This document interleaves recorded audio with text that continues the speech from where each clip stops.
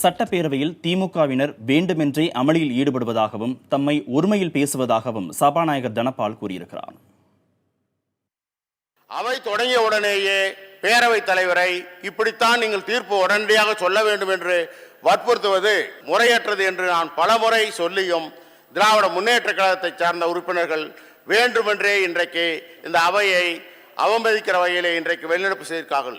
இது மட்டுமல்ல, பலமுறை இந்த அவையிலே என்னை பலமுறை இந்த அவை நடவடிக்கைகளை நடத்த விடாமல் எனக்கு தொந்தரவு செய்திருக்கார்கள். குறிப்பாக இன்றைக்கு பேசியிருக்கிற எதிர்க்கட்சி தலைவரும் துணைத் தலைவரும் என்னுடைய அறையிலேயே அத்தனை பேரும் வந்து அவருடைய கட்சியினுடைய உறுப்பினர் அன்பழகன் என்னை ஒருமையிலே பேசினார். அதையும் நான் பொறுத்து கொண்டேன்.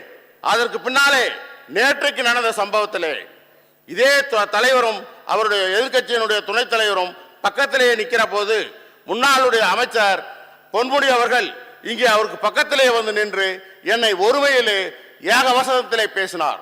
அது மட்டுமல்ல, அன்பழகனும் அந்த ரங்கநாதனும் அவர்கள் அந்த மூலையிலே நின்று கொண்டு ஒரு சட்டமன்ற உறுப்பினர் செய்கிற ஒரு சாதாரண செயலை செய்யாமல் அவர்கள் அநாகரிகமாக கை சைகைகளை காட்டுவதும், இங்கே உட்கார்ந்து கொண்டு தரக்குறைவாக மற்றவர்களை விமர்சிப்பதும், அமைச்சர்களை விமர்சிப்பதும், அமைச்சர்கள் பதில் சொல்லும்போது கேலியும் கிண்டலுமாக பேசுவதும் வன்மையாக கண்டிக்கக்கூடிய வகையிலே அவர்கள் நடந்து கொள்கிறார்கள்.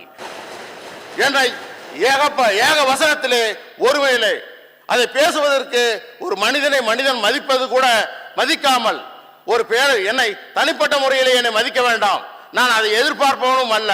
ஆனால் ஒரு பேரவைத் தலைவருக்குரிய அந்த பதவியினுடைய அந்தஸ்தை காப்பாற்றாமல் திராவிட முன்னேற்ற கழகத்துக்காரர்கள் ஒருமையிலே பேசுவதும் தரக்குறைவாக பேசுவதும், அது மட்டுமல்ல, இந்த அவையிலே வந்து என்னை இப்படித்தான் நீங்கள் நடக்க வேண்டும் என்று என்னை வற்புறுத்துவதும் முறையற்ற செயல்.